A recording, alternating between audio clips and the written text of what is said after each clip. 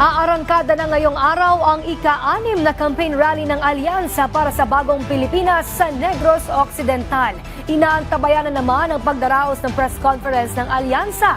Nagbabalik si Mela Lesmoras ng PTV Live. Mela? Princess, inaasahang libo-libo nating kababayan dito sa Negros Occidental ang makikiisa sa campaign rally ng Alyansa para sa Bagong Pilipinas. Bukod dyan, may iba pang aktibidad ang presidente na inaabangan nga rito.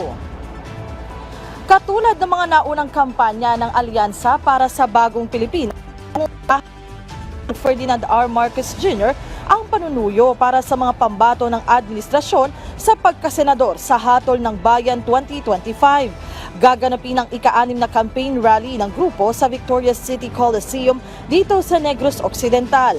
Sa programa mamaya inaasang isusulong ng 12-member senatorial ticket ng administrasyon ang kanilang mga naiisip na panukalang batas kapag sila ay nanalo para sa iba yung pag-unlad ng ekonomiya, mas pinaigting na oportunidad sa lahat at mas malakas na industriya ng pag-aasukal sa Negros Occidental.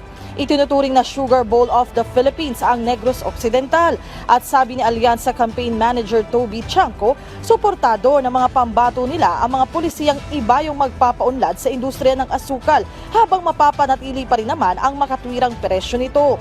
Bukod sa campaign rally, magkakaroon din ng press conference ang Alyansa para maibahagi ng mga kandidato ang kani-kanilang pananaw sa iba't ibang malalaking usapin ngayon. Princess, kabilang naman sa mga inaasahang iba pang aktibidad ni Pangulong Marcos dito nga sa Negros Occidental ay ang pagdalaw sa mga biktima ng Mount Canlaon eruption dito nga sa probinsya, gayon din ang pagkakaroon ng situation briefing ukol dito. Princess? Maraming salamat, Mela Lesmoras ng PTV.